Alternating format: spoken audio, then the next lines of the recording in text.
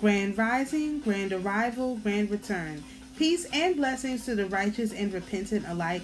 I am Sophia of the Americana Band of Indians, and this is your daily transmutation report where we practice manipulating the incoming rays to the earth in a format that best serves our Creator. Today is Monday, September the 30th, 2024, 6 a.m. Eastern Daylight Time, coming to you from the Sunshine State. We have our sun at 7 degrees of Libra. Our moon is at 12 degrees of Virgo, moving closer to our Libra new moon coming up in a few days. We have a lot of energy pointing still at Pallas Athena and also now at Saturn. Pallas Athena is the one that has the most energy directed towards it, with because it's at 6 degrees of Sagittarius. It's in a trine to the North Node at 6 degrees of Aries and a sextile to the South Node at 6 degrees of Libra. And it also has Chiron at 21 degrees of Aries pointed at it as well. So lots of energy in the relation to our wisdom and our integration of masculine and feminine. We do have a trine between Mars still and Saturn. So Mars is the younger or the more aggressive version of Saturn. So but they're working together. They're not, being aggressive towards each other, which is good. We do have an opposition between the North Node at 6 degrees and both. Oh, there's also a Cazimi. Oh my goodness. Today there's a Cazimi between the Sun and Mercury. They're both at 7 degrees of Libra. So this starts another cycle. That's pretty amazing.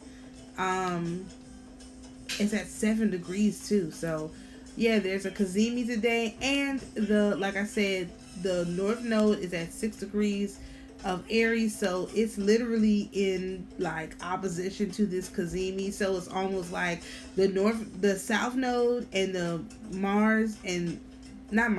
South Node, Mercury, and the Sun are all working together to kind of oppose something that the North Node wants.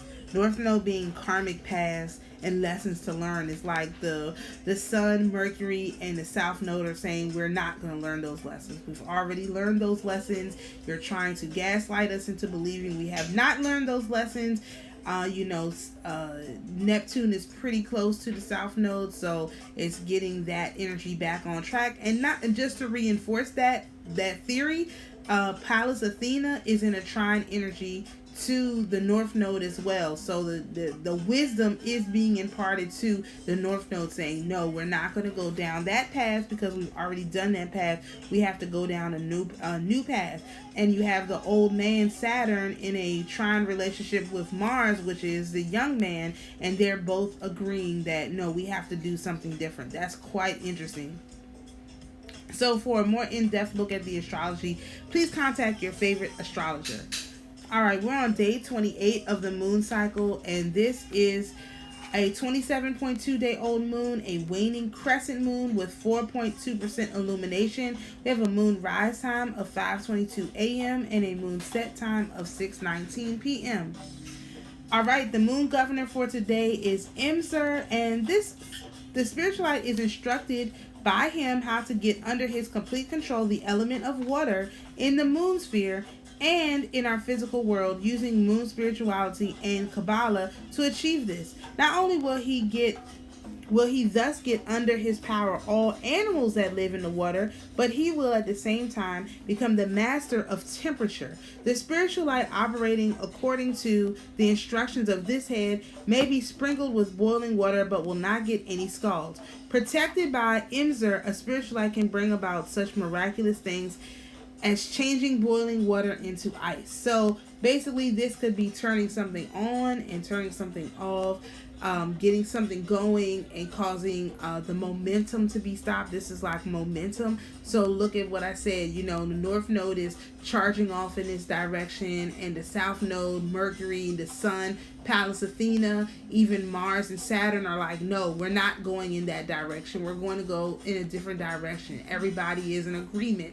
And really the North Node is the only one that's like has to be checked, has to be challenged. So This guy, if you acknowledge him, will help you make the most of this energy.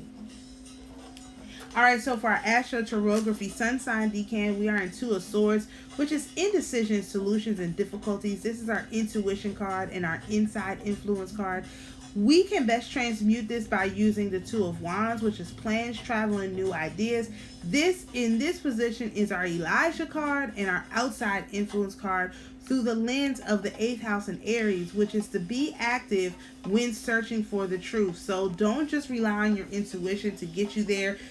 Double check it, take a look, inspect it carefully, make sure it is the right thing that you actually want to do. Again, especially with all of this fluctuation around the waters, you want to make sure that you are in control of what's going on, because otherwise somebody else could be controlling you.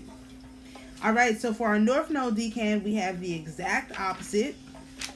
We're in the Two of Wands energy, which is plans, travel, and new ideas. And in this position, it's our Jezebel card, still our outside influence. And we can best transmute this by utilizing the Two of Swords, which is indecision, solutions, and difficulties, which is our intuition card, through the lens of our first house in Libra, which is to find yourself in others and to look for your balance. So this is about identifying your role in what's going on and seeing how other people have made the same mistakes as you. We are all reflections of the Creator. We all have similar quote-unquote experiences. There's a golden thread or a silver thread that ties us all together. You should be able to look at anybody and identify with their situation using your intuition, and that's where we are in the energy.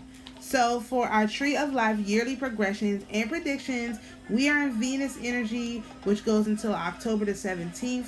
This is the 8 of Swords, which is overthinking, self-criticism, and entrapment. We can best transmute this by using the 8 of Wands, which is travel, movement, and communication, through the lens of the 9th house in Gemini, which is learn how to properly use words and wisdom. You know, once you identify that people have certain energies, things that they've dealt with that are similar to things that you've dealt with, you're going to want to use your words and wisdom to support them or not to support them, depending on where they are in their journey. That you will be able to tell once you interact with them. And that's what we have been preparing for. That's what we have been basically learning about, going through these reports, so that you can identify who is who and what is what. If you enjoy this kind of astrological content, please join us over on YouTube, where my handle is Sophia Spiritualite.